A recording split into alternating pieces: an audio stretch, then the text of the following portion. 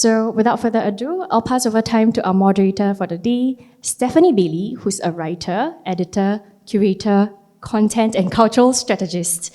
And yes, and please enjoy. Thank you.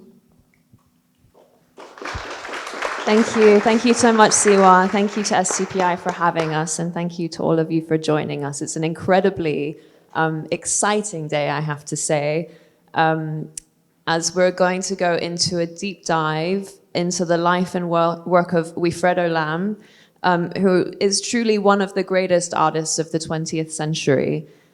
So we could not be luckier to be joined by Eskil Lam from Fundación Wilfredo Lam, and Phoebe Scott, lead curator of City of Others, Asian Artists in Paris, a group exhibition, an excellent, amazing group exhibition. So if you haven't seen it, please do so. At the National Gallery Singapore, looking at Paris through the perspectives of Asian artists who live there. And of course, Wilfredo Lam has a work in that show as well. So just as a little preamble, it's often said that Wilfredo Lam is hard to pin down. As an artist, his work spans continents, disciplines, much like his cultural roots. Famously, Lam was born in 1902 in Cuba, the year the country became a republic, to a Cantonese father and an Afro-Iberian mother, and his influences, whether his father's calligraphy, he was a scribe for his community, or the religion Santeria, which his godmother served as a priestess, can all be gleaned in his works. And like his contemporaries, Lam's life was marked by conflict and upheaval. He moved to Madrid after graduating from Havana's Academia Nacional de Bellas Artes, San Alejandro, I hope I said that correctly, in 1923, and fought on the Republican side in the Spanish Civil War before fleeing to Paris in 1938, where he famously met Picasso and many, many others. And then from Paris to Marseille in 1940, where he spent some time in an iconic villa, Villa Herbel, with a number of surrealists making exquisite corpses for, it seems, for a year, and where he also illustrated André Breton's book-length poem, Fata Morgana, before he boarded a ship in 1941 that would make a fateful stop in Martinique, where he met Aimé Césaire, one of the founders of the Negritude movement, and a lifelong friend and ally. So it honestly feels, and I'd mentioned this to Eskil, it really feels like Wilfredo Lam crossed paths with every brilliant thinker of his age from around the world, from Asger Jorn, the great situationist, although I think he would not like to be called a situationist, philosopher Edouard Glissant, and the Haitian voodoo priest and painter Hector Hippolyte, which explains the layered tapestry of influence that shaped Wilfredo Lam's work, and all of which brings to mind Eskil's description, and Eskil has written so beautifully about his father's work. Of his father in an interview for Zolima magazine, you described Wilfredo Lam as known but unknown. So with that in mind, it's, again, such an honor to have Eskil with us today. Eskil, in one piece you wrote for Tate about the Abisola years, you mentioned Lam's paintings from the 1940s in particular have often eclipsed the prolific experimentation with media and collaboration that defined Lam's work that followed. And you wonder, and I'm quoting you, maybe the later works are more difficult to analyze and pigeonhole in any particular style, and we're very lucky to be surrounded by some of these later works. How do you see your father's practice as a whole, thinking about the survey shows that have happened and are to come, from Tate Modern to the Museum of Modern Art in New York, to this show here at STPI, and of course the recent survey at Asia Society in Hong Kong? I wonder, I mean, who better to ask to maybe help us pin down or locate or anchor the life and work of an artist who just expands on everything, really. I mean, you can even see it in the prints. The world of Lam is deep and textured and varied and has no boundaries. Well, thank you very much for this introduction. I would like to start to thank STPI for holding this show because, like you mentioned, there have been several shows, and I think this, like you mentioned, the prints come at the end of his life, and they're often, one doesn't know how to treat them.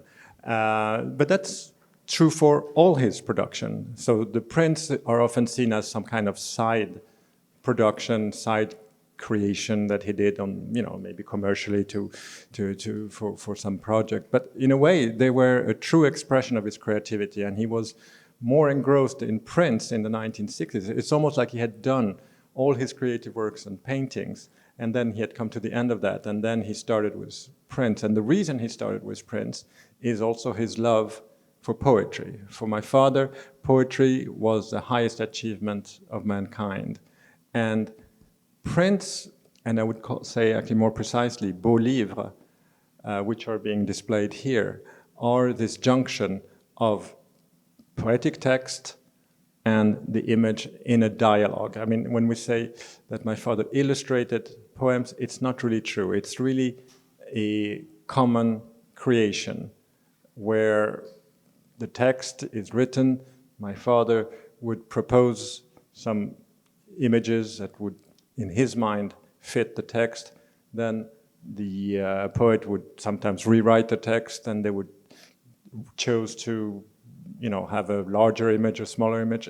And here also, I have to mention the role of the printmaker, master printmaker, who would say, okay, we can do this, we can maybe do warmer colors, and then all this collaboration really between the three of them would produce these books that you see here. And many of the prints that you see on the wall were what we called suites, because of course in a book format, you cannot put them on the wall. So what my father did, and it's actually quite common practice, you create a suite, which is a set of the prints alone that come at the end of the book and that can display in the houses or in the exhibitions. And when you mentioned that it's hard to pigeonhole him, well, you retraced his life, and I think that speaks for the difficulty of art historians to say, well, either you have him, an identity as a Cuban, which happened, and then he's a Latin American. Okay, the French look at him. Oh well, he was with Breton, with the Surrealist, so he's a Surrealist. And the Italian, because he lived in Italy and created the prints in Italy, consider him Italian. So and later on, now with China and Asia coming to power more, they start looking at their heritage. And there was a book actually produced here in Singapore about the Chinese diaspora that came out about, I think, 20 years ago. And they featured my father as one of the main artists of the diaspora who had succeeded. And, so you can put him in every little pigeonhole, and he belongs to all of them at the same time. So he was truly a global artist before his time. And when I say global, it's not that he wanted to reach out all over the world. He had so many cultures within him, so that whatever he produced would carry that within him. So what came out on one of the things. Sorry if I go a little bit everywhere, but it's a bit like his work, so bear with me. But for example, a work like The Jungle, which is his seminal painting, which sits at MoMA. It's a large, 2 by 2 meter painting, and it features this very lush background with all these strange creatures coming up. Well, people say, oh, he was initiated in voodoo. You have to read into voodoo symbols, and what does this painting mean? Not at all. But he used those symbols because they were familiar to him. And then he liked them, and he enjoyed them, and he liked also what they meant, but not in a prescriptive way, mainly just as a state of mind. And you often say that he would paint a state of mind put on the canvas. And I think it also carries through into the prints, of course. And then also famously with the Jungle, thinking a little bit about what drove Wilfredo Lam, what really drove his work. It was also a rejection of this sort of, he said, the kind of postcard of Cuba and this kind of touristic sort of image of Cubans, and he was really resisting this and kind of really bringing it back to earth in a way. Well, when my father left Cuba, he was 20 years old, and he went to Spain to study on the scholarship. And he didn't really have a political consciousness. The political consciousness he gained was really when he met with friends of him at the art school and outside in the circles that he moved into. And all of a sudden, when he was in his mid-20s, he realized that, there's something going on that's wrong here, injustice. And when the Spanish Civil War came about, he sided with a Republican camp against Franco. And then, of course, all this idea about, revolution, communism, and what it meant really made sense for him, and he really wanted to fight against injustice. Then towards the end of the Spanish Civil War, which was going badly for the Republicans, he decided to leave and go to Paris. And then he was lucky enough to have this letter of introduction to Picasso that allowed him to enter the Parisian art world. But there again, it was art circles that were quite leftist, if we want to say, or rebellious. It was very interesting to see at Phoebe's exhibition, Paris, City of Others, how the surrealists reacted to the colonial exhibition in 1931. And Wilfredo came a little bit later, but obviously was in tune with their concerns. And when he had to leave, and because of the Second World War, when he met Aimé Césaire in Martinique, they hit it off quite well. And Césaire, in a way, with his movement of idea of negritude and his movement, really galvanized my father into this political engagement. So when he comes to Cuba after 20 years or so abroad, he sees what's going on in the island, in his home island, and he's absolutely horrified. And he says, I wanted to paint the drama of my people, the drama of the black people, and act as a Trojan horse and haunt the nights of the dreams of the exploiters. And that's truly what he felt. And if we look at some of these images, there is a haunting aspect to it. And it's very interesting, and we talked about it a little bit earlier, how to get into the house as a Trojan horse. And we mentioned, for example, in the United States in particular, after the Cuban Revolution, of course, my father supported Castro, and a lot of the people who left Cuba were really anti-Castro and very conservative. And my father's works were not particularly popular in southern Florida for quite a long time. And yet, at one moment, they started being popular overall on the art market. They started fetching lots of money on the market, and all of a sudden they became popular. And so it's very interesting to see sometimes, to go to a collector's house, who your political views are completely different, and see a painting of my father that actually stands for exactly the opposite of what these people would vote for. And you ask them, how do you reconcile? Oh, it's such a beautiful painting, etc. And yet the message is completely contrary to what their political beliefs are. So you have to live with it, and so it is. But this is really how, this Trojan horse aspects come to life, to me at least. I think this is actually, before we come to you, Phoebe, because I'm dying to ask you questions about global artists and in the context of Paris. But I mean, thinking about Aimé Césaire, this was really this was a foundational meeting, I think, for your father, because for Césaire and for the Negritude movement, they understood surrealism as a tool with which to push back on the kind of distillation or the reduction of Creole cultures, not just in the Caribbean, but in the colonized world, effectively. And it seems that really sparked something in Wilfredo Lam and created this change. And of course, Jungle was really that, where things kind of came together in the composition. And what was interesting is, and I think this will help us think about the prints, and it helps us read the works, these images that we're surrounded with right now. Thinking about this is something that there's a beautiful interview with Giorgio, and I apologize if I don't say his name correctly, Giorgio Opilio, the master printer with whom Wilfredo Lam had such a deep friendship, I think, and such a vibrant creative relationship, actually. And Opilio was talking about his memories of Lam, and I'm going to quote him here.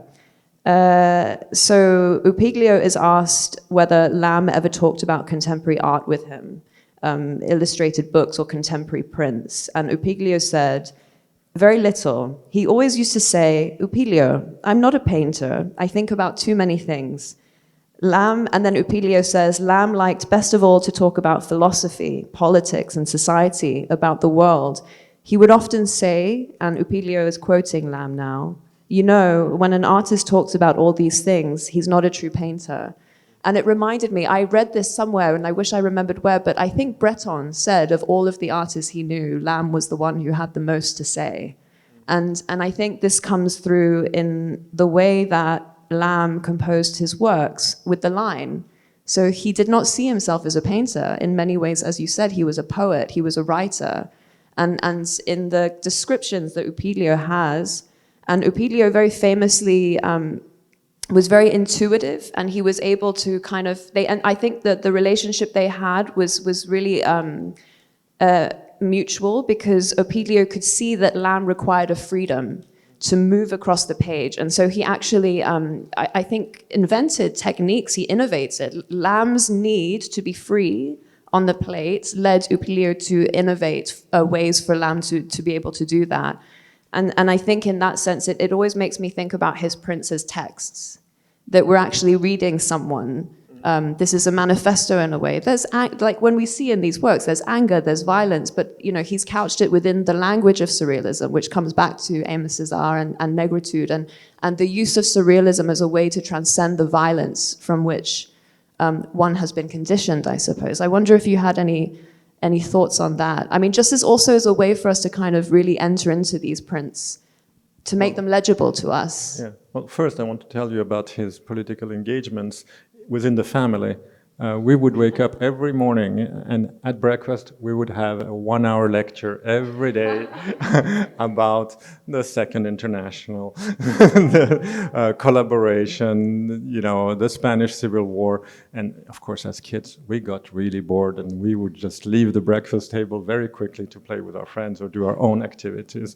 But yeah, he wanted, and I do the same, by the way, with my son now. And so I give a lecture for every breakfast, not every breakfast, but very easily I tend to drift off in that.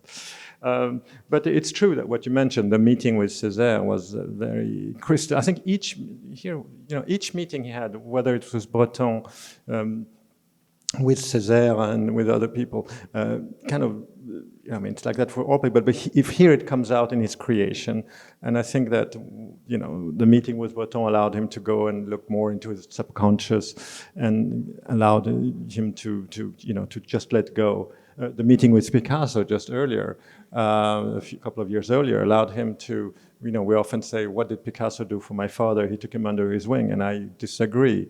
I think that what Picasso did and the relationship with my father was really a relationship of friendship, you know, and what Picasso did, he enabled, he was a catalyzer, because when the first time my father went to Picasso's studio to introduce himself, he rings a bell, he goes in, he's welcomed, and Picasso brings him into his living room, and he has a mask, and he moves the mask like that with a rope, and the mask starts swinging.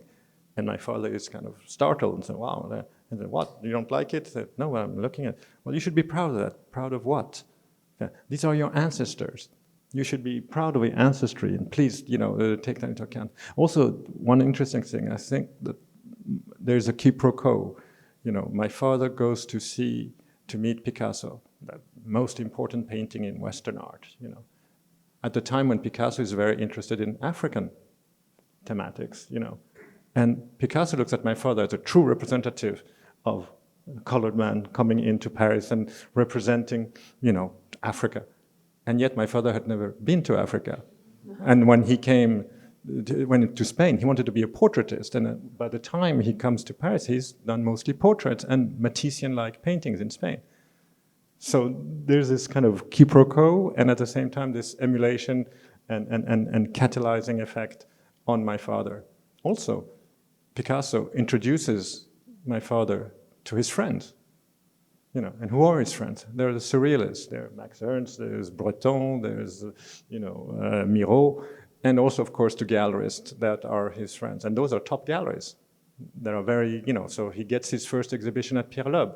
And there's this famous quote when Pierre Loeb goes into Wilfredo's hotel room because he didn't have a studio, and he looks at the paintings, and Loeb says, but these are very inspired by black art. And Picasso answers, yeah, well, he has a right to, because he is black. So, you know, there's this confusion type, and at the same time, this powerful influence in the sense of believe in yourself. Go with what you do, and don't just try to mimic Western art. Look at your past, paint from your heart, and if your heart includes your ancestry, and it should, don't overlook that. And then, of course, the meeting with Césaire is bringing together all that's been brewing in my father's head politically. And Césaire, with Negritude movement, kind of crystallizes that. So we often say that Césaire's Negritude is in words, and my father's Negritude is in painting.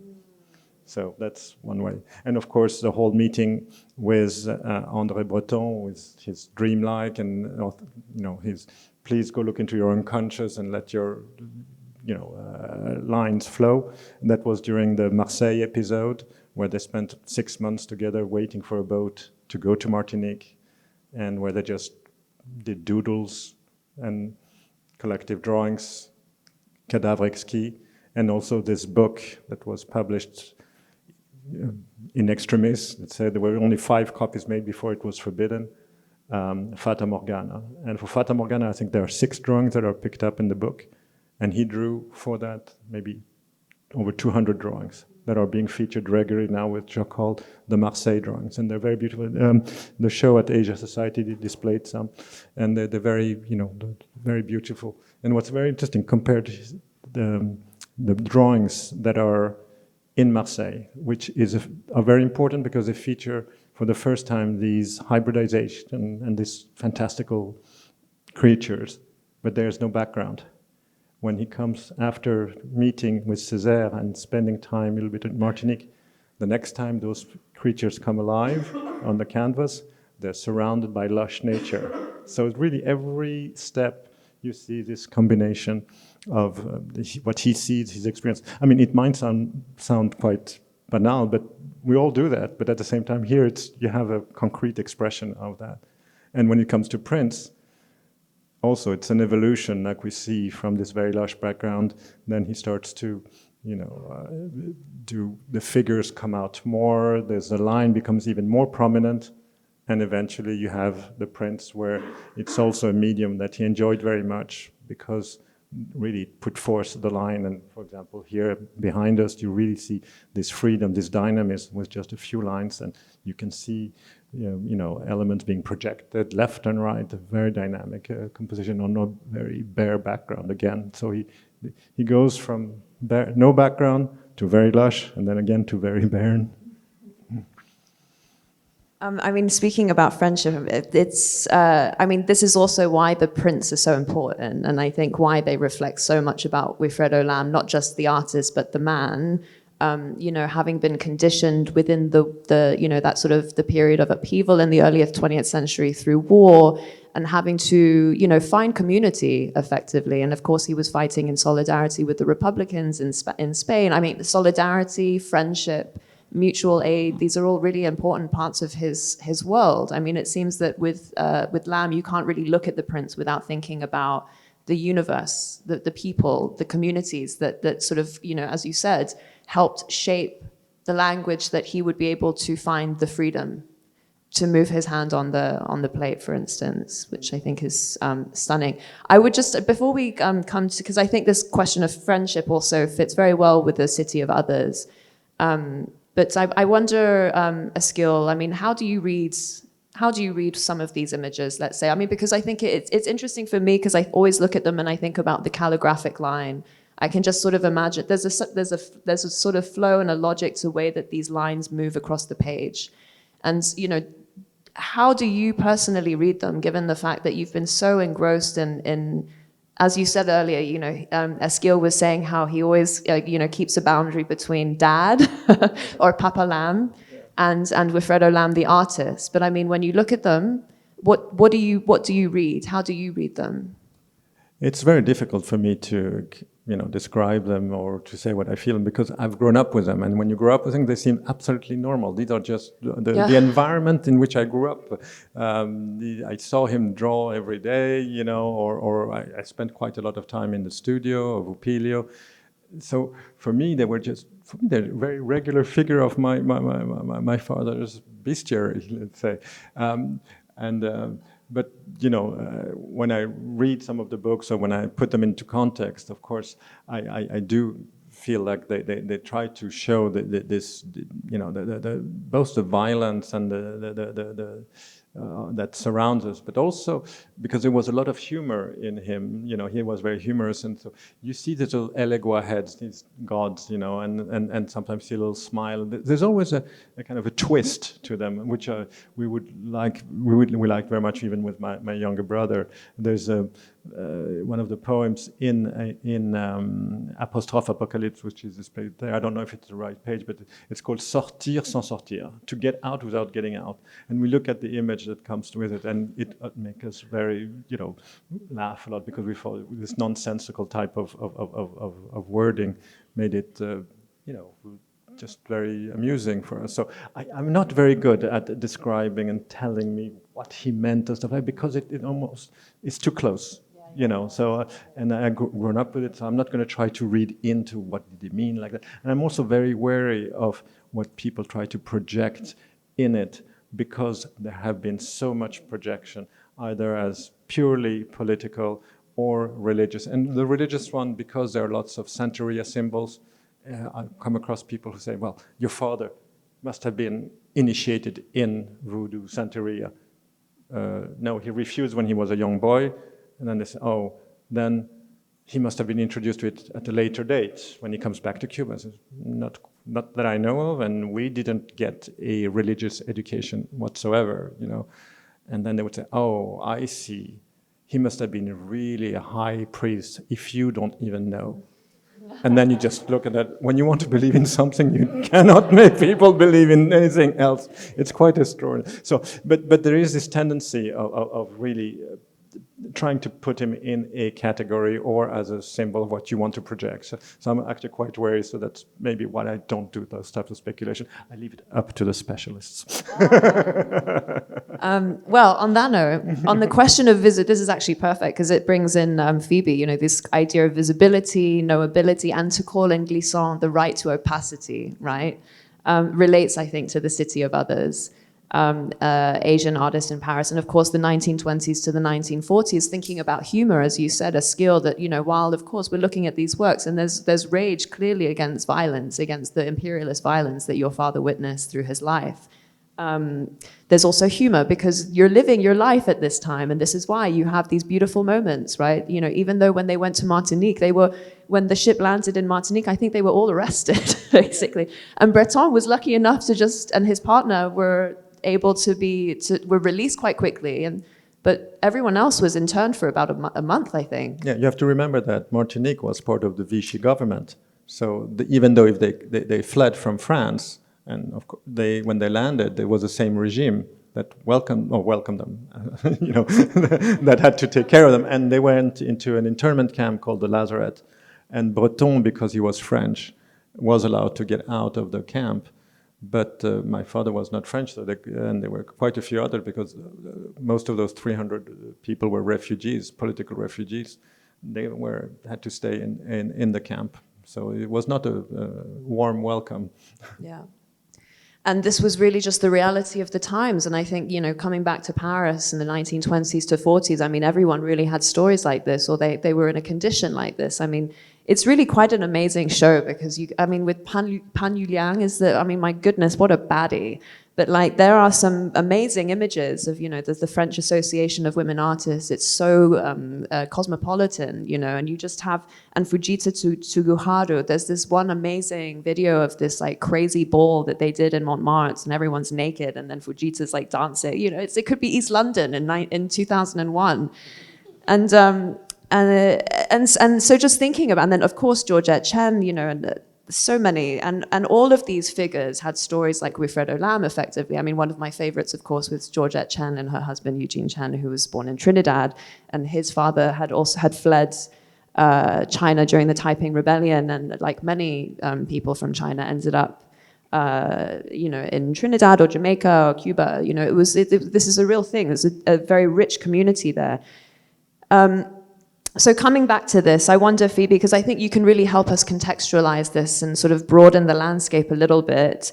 And I'm very interested if you can maybe introduce City of Others, of course, mention the work that of Lamb's that's showing, but to sort of, I'm very interested in how artists from Asia or of Asian descent who lived in Paris at the time were connected, even by degrees of separation, to Lamb or to each other, and not just personally, it could be stylistically, the threads, their experience, because also, I mean, this comes back to, what you were saying, Eskil, about Lamb being a global artist. He absolutely was. He was more global than Picasso, quite frankly. And I think most of the artists in City of Others were also extremely global. And I think this also comes to the question of friendship, right? But that's this idea of friendship that Lamb embodied, which is as he traveled, and he traveled so much, he made friends along the way, but these were not, these were friendships in the sense of an artist, right? That we see with someone like Upiglio, and there's that beautiful image of him, and it's like this accidental double exposure of Upiglio and Lamb, like two sides of a coin. That, these friendships were so vital and really helped to shape practices, helped to shape lives and positions. I wonder if you could maybe share something on that. Yeah, I mean, there's a lot to unpack in this question, but maybe I'll begin by explaining a bit about the context of the show, because we do get asked a lot, why is Wilfredo Lamb appearing in a show about Asian artists in Paris from the 20s to 40s? So the rubric of our show, City of Others, and my co-curator Roy is at the back here, so is to sort of look at the experience of foreign artists in Paris in this period. And we focused on artists who came from Asia, but we wanted to acknowledge that they were coming to a place that had an extraordinary diversity from all different parts of the world. In fact, Paris at that time, 9% of the residents of Paris at that time were foreign citizens. And that didn't even include citizens from peoples from other parts of the French colonies. They weren't counted in that statistic. And it was extraordinarily high for Europe. In the same period, the same proportion of foreign citizens resident in London was only 2%. So it was a city that had experienced a huge wave of migration, and that in the art world was experiencing a particularly interesting period of discussion on ideas of Frenchness and foreignness, Frenchness and exoticism, kind of issues of the idea of foreignness in modern art were pressing as never before. So it was a very kind of curious time for a foreign artist to be in Paris. So when we started to research this period, we didn't want to make it seem like that the migration of Asian artists was unique, or that Asian artists were alone in Paris. In fact, when they came, they met not only the community of French artists, but they interacted and observed a community of artists that came from all over the world. And in this particular period in Paris, a term was even coined in the 1920s, School of Paris. And at that time, the School of Paris referred specifically to foreign artists in Paris who lived especially in this Montparnasse district. And Montparnasse was this extraordinary concentration of artists from Eastern Europe. Fujita Suguharu, who Stephanie mentioned, was a kind of central figure of the group. And Wilfredo Lamb's studio was eventually also on the outskirts of that area too. So whether or not they were connected personally, they were part of this kind of extraordinary milieu. But I think there's another sort of slightly darker aspect of this. So Paris was diverse, yes. There was an appetite for the idea of the foreign, yes. But just as Eskil narrated in this extraordinary story about the meeting of Picasso and the idea of, he should own the African mask as his own, there were also certain expectations about foreignness and what those things meant. So one of the key areas in our show was this idea of reception, the idea that when artists came to Paris and they faced the audience or the community of artists in Paris, there were certain expectations that they faced. For Asian artists, there were certain expectations that were sort of conditioned by the history of Orientalism, exoticist things about what an Asian artist's work would look like, what kind of work they might practice. And so we've seen with Lamb how much the existing discourse of primitivism had kind of conditioned what was expected for him to do. So that was one of the reasons why we really wanted to include his work in the show as well, because he also had this very extraordinary reception experience, and yet Paris was nonetheless quite a galvanizing moment. So it was something that sort of had to be navigated. The expectation, in some ways, a sort of almost like you could call it a casual racism, kind of various assumptions or stereotypes.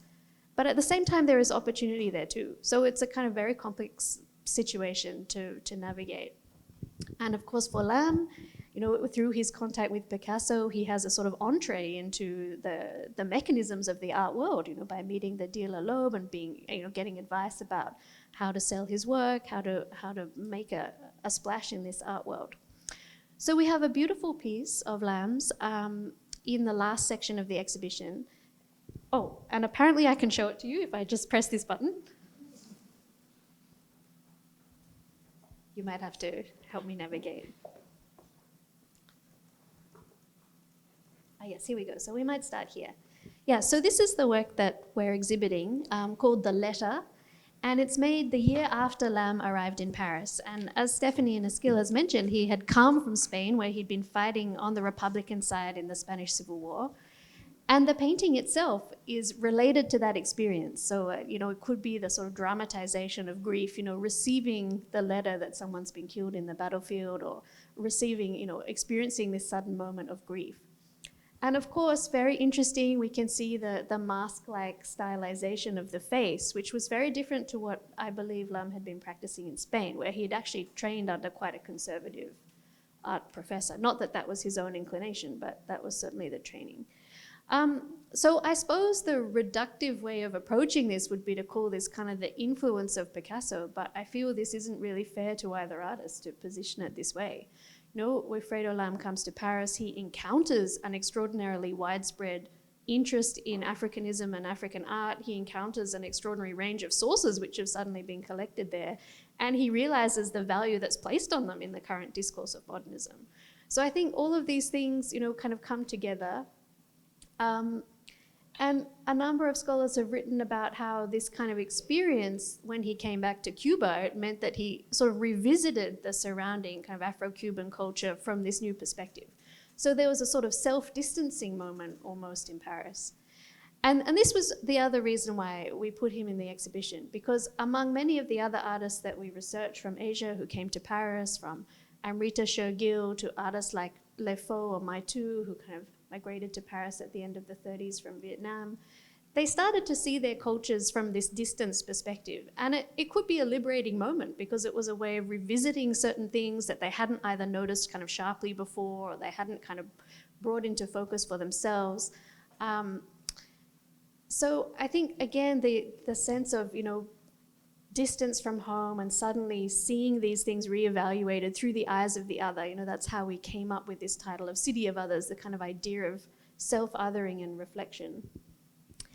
And of course, with Lam, we also come to his extraordinary kind of criticality, that this wasn't a moment that he himself interpreted in a neutral way. He brought the full weight of the critical perspective to it. So he wrote, you know, he has this famous statement, "My painting is an act of decolonization, not in a physical sense, but in a mental one." But I was also very struck by something he said earlier in that same passage. It's from an interview with Gerardo Mosquera in 1980. It irritated me that in Paris, African masks and idols were sold like jewelry. So he was kind of critical of the discourse of primitivism too, and the activity that it had. It didn't mean that he felt it necessarily belonged to him or that he had certain rights over it, but clearly he had the critique, a kind of post-colonial critique already of this moment, yeah. So I think I've answered some of that question. You have, and you've really opened it up for my next question, because this relates to what Eskil was saying about we've got to leave it to the specialists to read the work, right? So, I mean, I look at this painting and it's remarkable, and of course you do see the African influence, and many have discussed this. I mean, there's a big conversation, I think we'll come back to you, Eskil, because this also has to do with how Lam's work is evolving into the present moment, right? But you know, there's been a lot of speculation about, well, where's the Chinese influence? Although for me, I feel like it's there, it's the line. And it was interesting actually to see this painting next to Tanyu. And you can sort of see with Tanyu the way that he approached oil painting. Like the line is a very specific thing. And Upilio actually said that Lamb's use of the line reminded him of De Chirico and Giacometti the most, that they were so precise. But I wonder, because of course, while not seeing himself as a true painter, he certainly aligned himself with poets and with writing. And I think in the Chinese tradition, painting is very poetic. It is a form of writing as well. And it relates to this sort of idea of the calligraphic line in Lamb's works, and his compositions almost read like scripts, which is why it just made so much sense that he would collaborate with poets, that he would find community with writers. So this is a question because I'm also thinking a lot about the National Gallery Singapore and all of the scholarship that's been going on there in terms of exploring transnational or transregional connections and looking at the history of ink painting, from a sort of more expanded sense. And, of course, there's a significant collection of ink art from across Southeast Asia. I think it's the largest in the region, if not the world, I think, no? And I wonder, based on the gallery's sustained exploration of these transnational linkages and stories in both modern and contemporary art history, how might you or your colleagues or the work that you've done or your interrogation or your experience with the collections of NGS, how might you contextualize Lam? So this is a very big question. So please, how might you contextualize Lam's work within the broader history of a heterogeneous Asia and its diasporas, right? Because, of course, he is part of the region as much as he's part of other regions, as much as he's part of the world. But this has been a big question, I think, that's come out recently. Eskil, I'm sure that you've been aware, people looking for the Chineseness in Lam. For me, I feel a little bit, I thought Eskil made such a wonderful statement in opening about how Lam was an artist who couldn't be pigeonholed and kind of belonged to the world and kind of contain multitudes. So from that point of view, I really embrace that reading of the artist as something so liberating. I feel a little reluctant to try to pin down, something Asian in the work, just because he happens to have Chinese ancestry. I think we shouldn't be too reductive about this, but maybe what we can think about is being open to seeing the calligraphic, gestural quality of ink art as having its own global impact in the mid-20th century. Becomes part of the language of gestural abstraction. We can see it in a body of artists, whether they're directly involved in the heritage of what we might kind of call Chinese ink, or whether they're part of a broader history of abstraction, the School of Paris, abstract expressionism. Even, an interesting example is the other exhibition. Sorry, I'm just going to plug National Gallery's other exhibition, but we have another exhibition at the moment, Fernando Zobel, Order is Essential, where he's an artist who is working in the language of abstraction. But interestingly, that show reveals he had a collection of Japanese modern ink, and you can see some of the gestural qualities of ink painting also coming out in his oil-based work, because the willingness to experiment with gesture and to draw on the sources of gestural work, including the ink tradition, was part of that kind of mid-century aesthetic. So I think for me, that's where I would prefer to sort of situate this, and kind of looking at an artist who is open to multiplicities of influence, who is part of a discourse of the world that doesn't kind of confine itself to very siloed ideas of what a person is. I think that's what Lam offers in a way. So the best way to honor that is to respect the kind of openness of the artist. Yeah, what I know from my father talking about his father, so my grandfather, was, that he was a very silent man, that he remembers his father doing calligraphy and cutouts. And so those are things that probably influenced him, obviously, We know that he went out with my father went out with his grandfather to the Chinese restaurants of the area. There was a Chinese community in Sagua La Grande who had been there since the mid-1800s. But and that my father officially, according to the Cuban authorities, was considered Chinese because he was a son of a Chinese man. And the first time he became Cuban was when he had to get his paper in order to leave for Spain. Otherwise, internally, he was considered Chinese. So, but once he came to Europe, he tried to drop off whether it was his Cuban. He tried to blend in with his friends, and like I mentioned, he wanted to be a portraitist. And you see the portraits he's done in the 1920s and early 1930s, they're very classical, you know. And then finally they evolved. We look at paintings from the 1950s and late 40s, and we see the same type of portrait in the Femme Cheval, that series that he did at that time, and which are completely different now. But to say that he has Chinese elements in his art, I would say just it's a proximity. He grew up with it. So the line, the work with paper, a lot. He loved to work with paper, you know. And it's not. It was a question also of means. He didn't have the means to buy canvas, but he also enjoyed very much how, you know, the gouaches and the temperas would behave, how they were drippings that were very different from a canvas or a paper support. And he used that quite a bit. And we have, you know, when it started to be more comfortable financially in the mid-50s, he started working more with canvas. But then all of a sudden he goes back to paper. So there's a whole series of very large paintings that are on paper. And those are very large paintings. They go, his largest painting, by the way, which is 391 by over 4 meters, you know, is on paper. So there was truly an attractiveness to that medium. And here, but I don't know, you know, we like to say that that's probably his Chinese heritage, the proximity and the understanding of paper that is manifests itself. But then it's hard to go anywhere beyond that. But it's very interesting too, as I mentioned earlier, that he's being claimed now, you know, by Italians for the Italian period, for the prints and stuff. And now its rising power is China. So the exhibition at the Asia Society was called Homecoming. It's not my title. I say that, but the institution wanted to underline and to underscore that type of thing.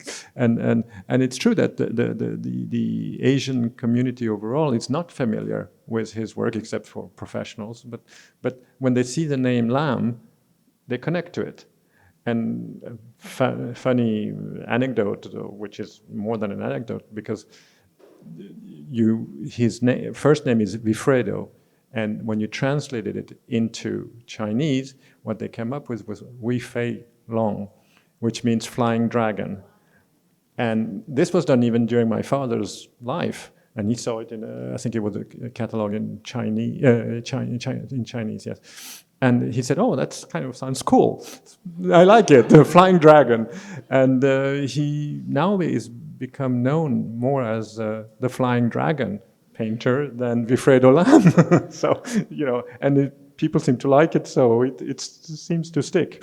I mean, I'm looking at those works over there, and suddenly I'm seeing flying dragons. Exactly, and there are many figures that you can see in those different works that are reminiscent of dragons, obviously. So it kind of matches, and maybe it's a, you know, kind of cosmic return of the Chinese essence in his work.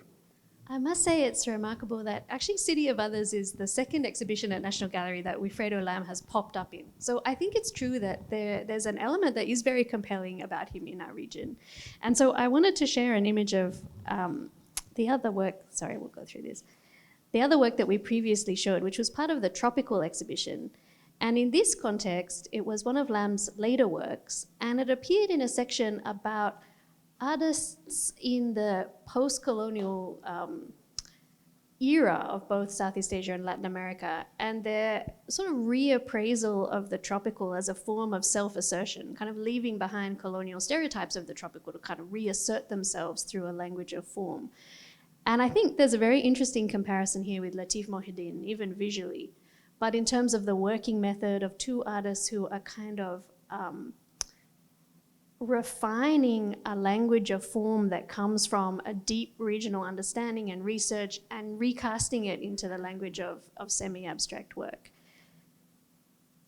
And for me, I think as well, you know, actually this idea of the semi-abstract or maybe lyrical abstraction could do with a lot more art historical expansion and value. You know, we sometimes treat lyrical abstraction or the semi-abstract as a kind of halfway point on the way to color field or full abstraction.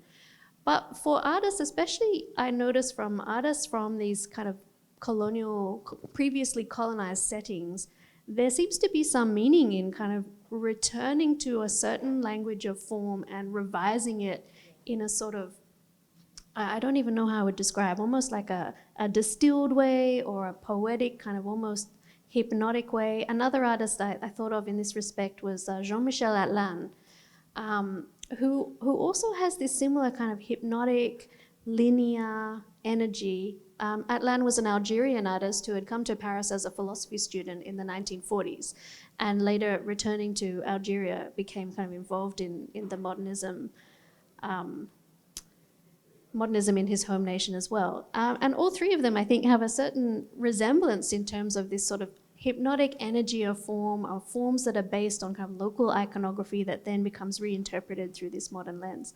So to me, I think, this is perhaps an interesting angle to look at. Yeah, I'm so glad that you brought that up, because I mean, that was the thing I was going to sort of come at next, which is, when we think about, this refusal to, or not the refusal, like a refusal, but also you don't want to pigeonhole him, right? Because he's everything. And I think this is a very post-colonial condition, or it's a condition that many of the colonized understand, because you become one in many, and you also have to move through worlds, right? And I think that Paris, the city of others, sort of exemplifies this. We have artists who, who were truly global. I think this is quite an interesting thing to think about, that actually, if you put Wilfredo Lam, and I don't mean to do this like, maybe a little, maybe I'm being a bit spicy, but like if you put Wilfredo Lam next to Picasso, Wilfredo Lam is absolutely, without a doubt, the more global artist. These were truly global artists who were engaging in multiple languages because they were moving through the world and synthesizing it as artists do, right? And as artists do, it becomes one. The composition, matter, material, it moves through the artist and it becomes a composition, and therefore it becomes something whole, or perhaps more than whole. And maybe the thing with figures like Lam is that there's always an excess, because it's beyond the paradigm of what global, of the colonial global. Do you know what I mean? And of course, when we have, is he Chinese, is he this, it does sort of fall back into those power dynamics of the 20th century and the nation state, and like insisting on a singular identity when perhaps that's not even possible when you were born into the situation that Lam was born into, let's say. Which I think, again, it's when you said something about lyrical abstraction, it reminded me so much of like, maybe 10 years ago, I think it was maybe around that time, like Frieze, I heard it was told like through the grapevine that we weren't allowed to use poetic anymore, right? Poetic had become unfashionable in the sort of Western or global contemporary mainstream. But of course, there's so much poetry in I think in practices that deviate from that, if you know what I mean.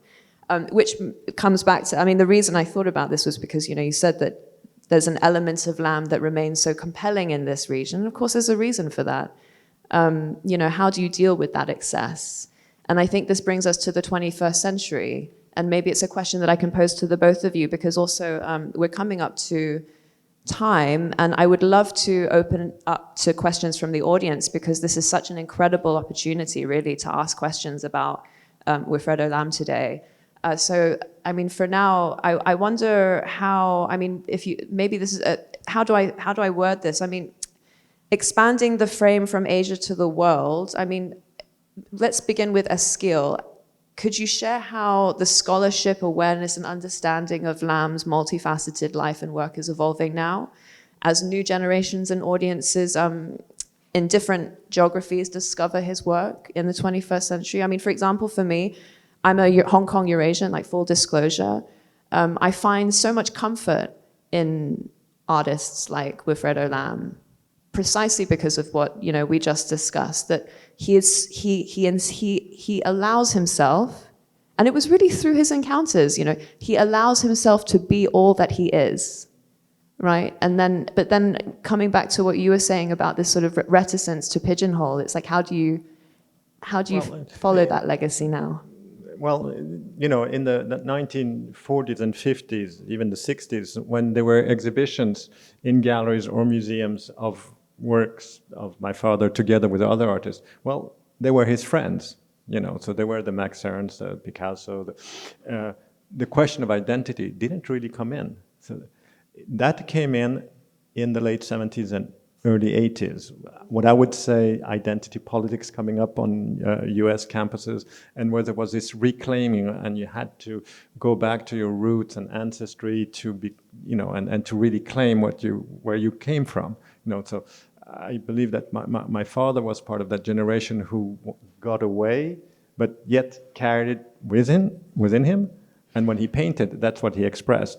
So again, the painting is part, or the work that's being painted is, of course, for the audience, for the people who look at it, And what I feel when it says it's global or universal, is that people from every single part of the world can identify to it. Where there may be Picasso, it's very Western, because it's mostly Western audiences who are going to be able to recognize. Maybe I'm going out on a limb here, and I feel like, so all the scholarship in the 80s, early 90s, kind of put him in Latin American, as a Cuban, not even as a surrealist. And this is also part of the market, because the main auction houses created the Latin American department, whether it was Christie's, Sotheby's. So all of a sudden, after some time, he was only viewed through that lens. And it's only towards the years 2000 and something that he was able to get out of it, because the eye of the people who would study him, who would be interested in his art, kind of grew. So it's really a lot to do, ironically, with the market, because they were. So now we have, they even disbanded the Latin American department at Christie's. There's no more. They have specialists of Latin American art, but there's no more Latin American sales, so to speak. Now, not to reduce everything to the market, but it is an important component, because it enters a collection as a Latin American work, then it's been looked at through that lens. And I feel like, what's happening since, let's say, the year 2010, and, with the major shows at the Pompidou and at Tate, is that there's a reading of that through a current and contemporary, vision. And hopefully, and well, I'm sure actually that the show at MoMA this fall will definitely look at it on a very different perspective, and not at all trying to pigeonhole. On the contrary, to integrate him in the new canon that is much more open to the various influences and experiences that artists have. Yeah, absolutely. Because this comes back to Paris as a city of others. It's actually an extremely contemporary exhibition, really, when you think about it. And you were saying earlier, Phoebe, that, and both of you were talking, we were talking earlier, and you were saying that when you were doing the research, it was almost like you were reading about the present. It's what I was about to bring up, that as we did the research on that exhibition, we were reading about a time that, in the 20s was kind of very wild, very exuberant, very open, but by the late 30s was very nationalistic, very closed, with the sort of impending violence. So it was quite shocking to read. And I think if I could go back to your very nice question to conclude that, I really feel there's never been a time where it's more important to insist on belonging to the world as now, as we encounter, increasing kind of border closures and nationalisms, or very closed ideas about belonging and otherness. I think there's something very liberating in witnessing an artist like Lam who just refused to exist within those boundaries, even in a similarly difficult time. He was incredibly fearless, really, wasn't he? And you said as well yourself, sometimes when you're fearless, you do make mistakes, or you do make missteps as well, which I think we have to embrace, don't we? That's the chaos of creativity.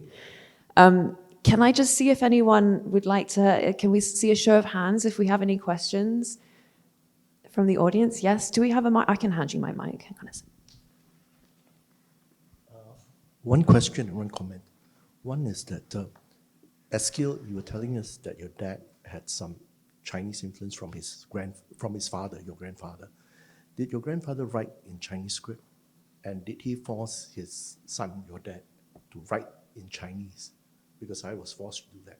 Okay? No, right? he wasn't. Right? My grandfather did write Chinese. As a matter of fact, he was a public writer for the Chinese community in Sagua La Grande, because of course many of the Chinese immigrants in Cuba could not really write in Spanish, and he helped them, write official documents. Also, if have read this right, and it's Dorota Dolega, who unfortunately cannot be with us today, who did some research, and apparently he had public readings of the newspaper, telling of the stories of what was happening, especially the revolution with Sun Yat-sen and the becoming of the republic. So he was kind of a central figure in the community. When it came to forcing my father to write, I never heard any story like that, The comment I have is that the figures actually strike a more primordial chord in me, because looking at it, it looks very innocent. It looks like childlike drawings or paintings that create a certain form to tell a story. Mm-hmm. So I don't know if you agree with me and whether whether you can see anything that I see in that sense. Yeah. Thank you. Okay.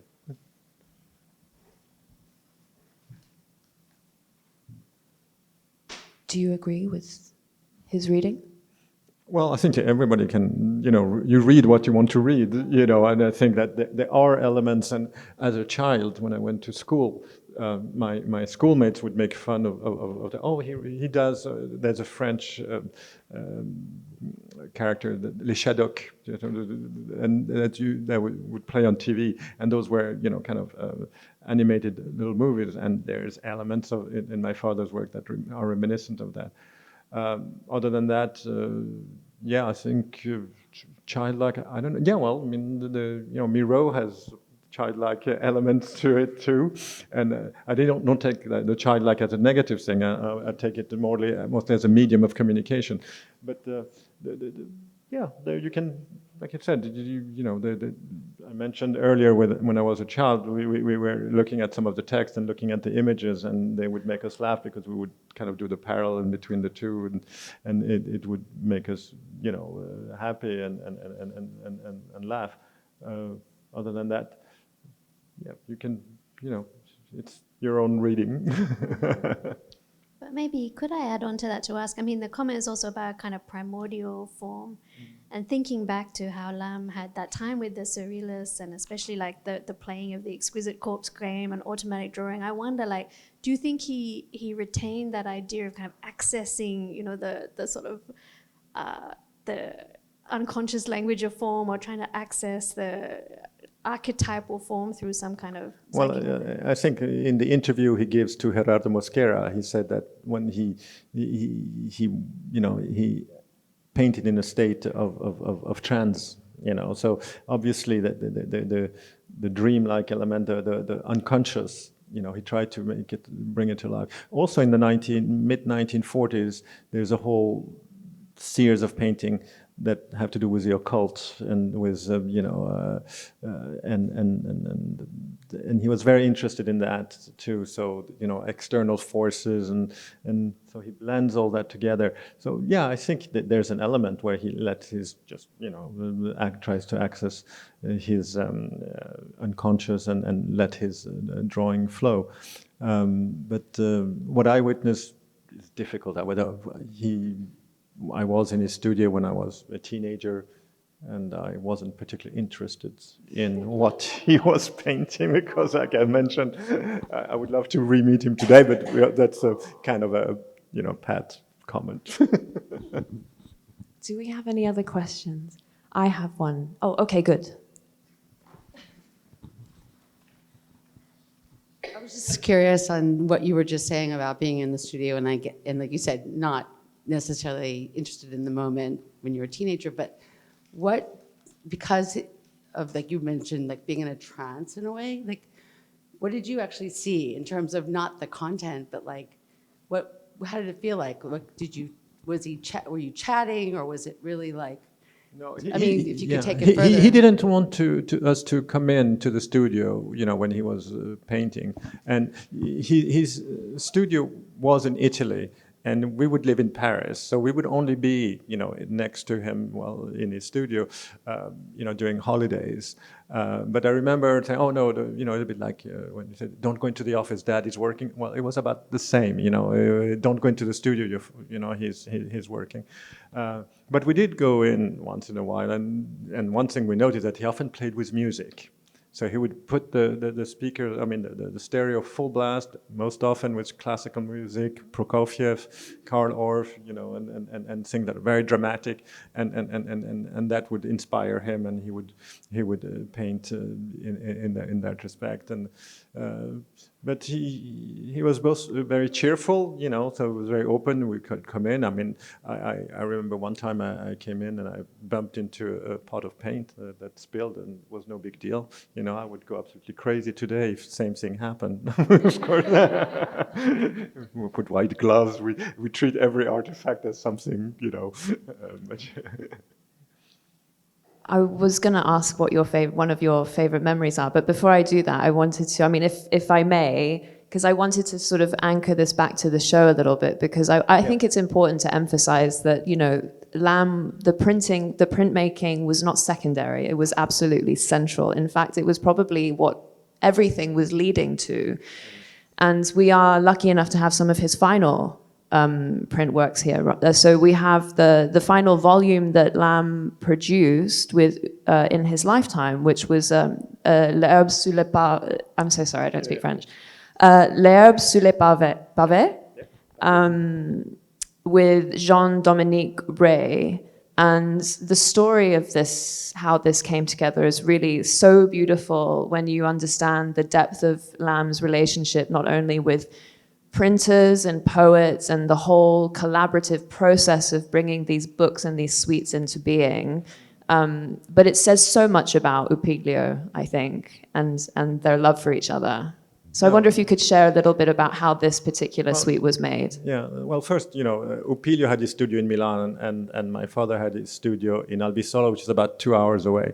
But in wintertime, it would get quite lonely. So he would often go up and spend like a week up in Milan or more, depending on the various projects. And he would just hang out there and maybe create a couple of plates. And the way books like that would come about was, you know, like Apostrophe Apocalypse, or the one that's behind us, René Chat, his friendship with René Chat, really was the production of friendship. You know, they would talk to each other. Oh, I have this poem. I think it would be good. Could you please, you know, illustrate it, or can we do something with it? And that's how the project would come about. And Upiglio would often be the producer. So he would keep a few copies for himself in order to kind of, or sometimes he would have an editor or a publisher that would come and finance the project.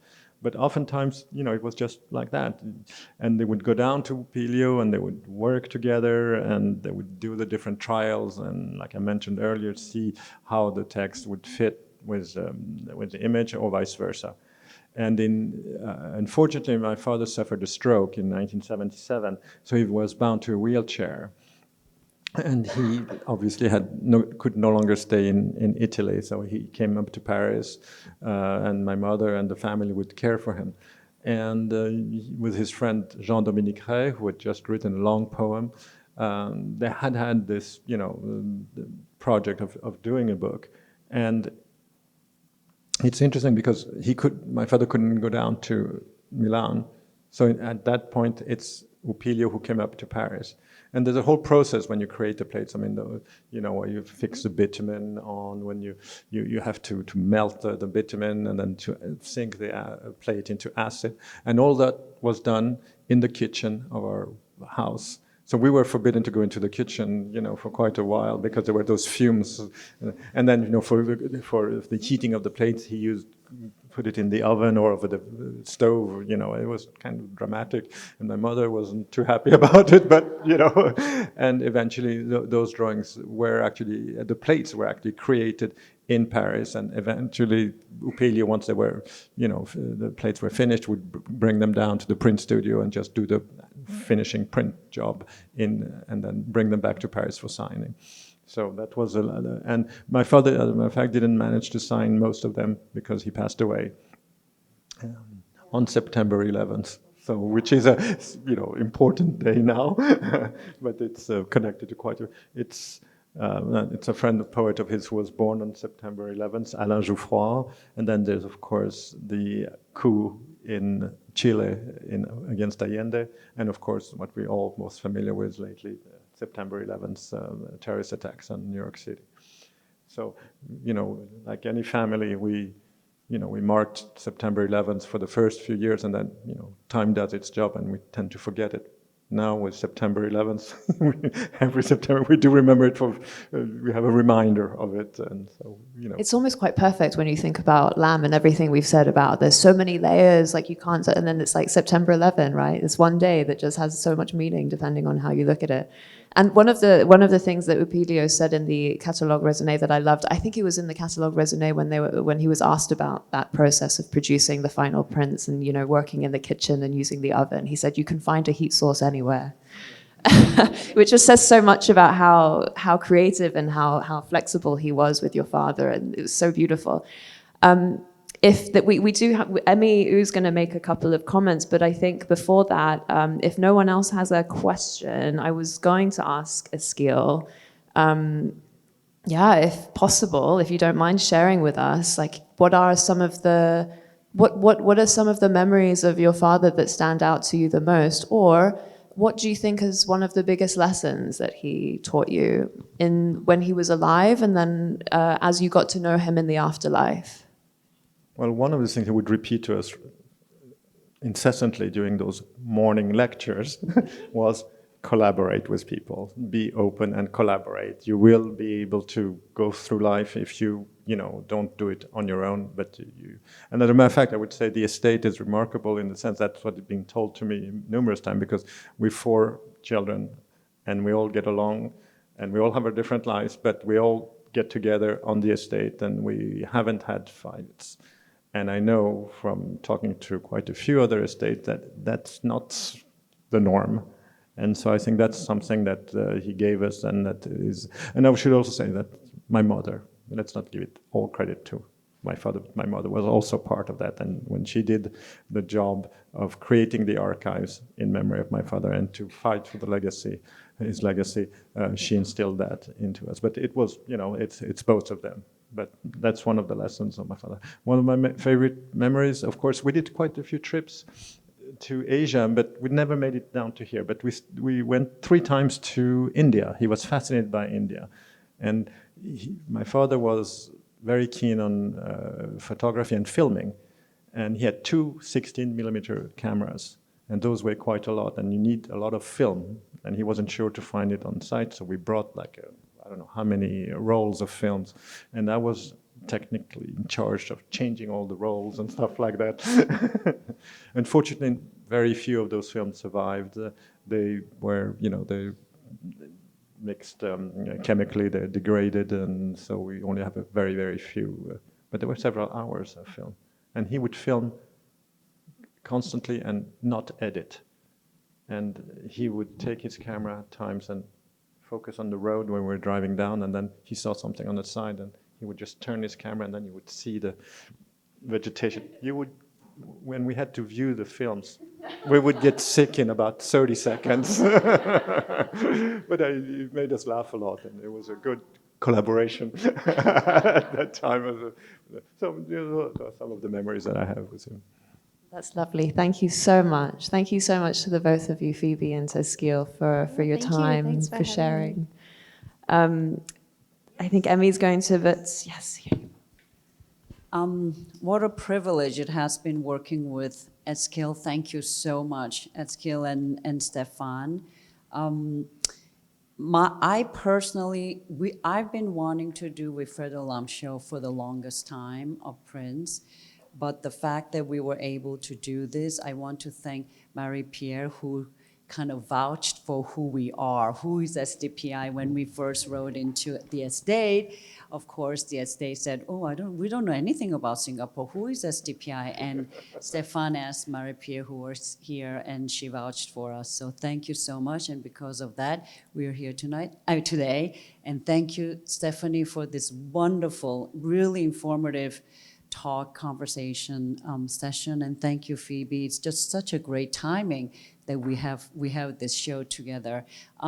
We've been really privileged to stage this show under our annual special exhibition, and I see some people that I have not seen before, and this is exactly why we do it. We would like to reach out to those who don't normally come to STPI but have an opportunity to discover works by modern artists or artists who are not very well known yet in Singapore and their amazing works. Today is really a special day because we opened the show yesterday, and today we have this beautiful talk, but also it's a special day for Eskil. Yeah, so we prepared something very special. It's his birthday.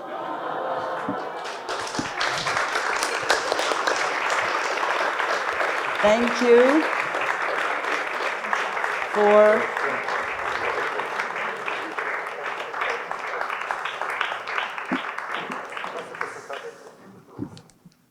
Thank you. I mean, we don't have the song. Do we have the song? Do we know? That, Happy birthday to you. Happy birthday to Eskil. Happy birthday to you. Thank you for celebrating, please.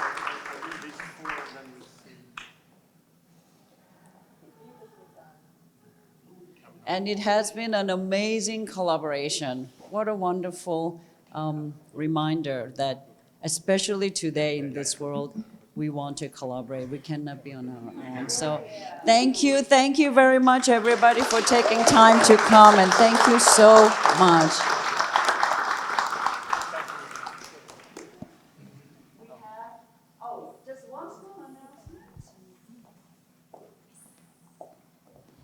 Okay, back to announcements. Thank you to all our panelists. Happy birthday again, Eskil.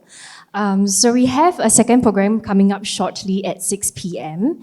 It is a performance titled Switch, produced by Le Pavillon Rouge des Arts Hong Kong, founded by Stefan Lam, who is another son of Wilfredo Lam. So this performance is supported by the French Embassy as part of the Voila Festival 2025, and it is a journey through poetry, music, and movement inspired by Pantun and Surrealism. So please do join us later at 6 p.m. Thank you, everyone, and a moment. And just one more thing while you're here, Phoebe. Yeah, sorry, I have one last plug, which is we're having our symposium for City of Others on the 6th and 7th of June. So there'll be a number of researchers, but also some comparative scholarship about artists from other parts of the world in Paris, including a keynote by Denise Murel about artists of the Harlem Renaissance who came to Paris at that time too. And the curators will be sharing their research. So if you're interested in this topic, I hope you might consider coming to that also. I mean, I guess if we're doing that, we can also mention that Wilfredo Lam, just to say once more, Wilfredo Lam will have a major survey at the Museum of Modern Art in New York, opening this November. November through end of March. So you have 4 months to see. And Eskil, I don't know if you mind me sharing, but Eskil said something really amazing and galvanizing, which is, just to go to that exhibition at this time is an act of resistance. And I love that. So the idea of exhibition going as resistance is a fantastic way to frame it. So thank you, everyone. This has been so special. Thank you so much.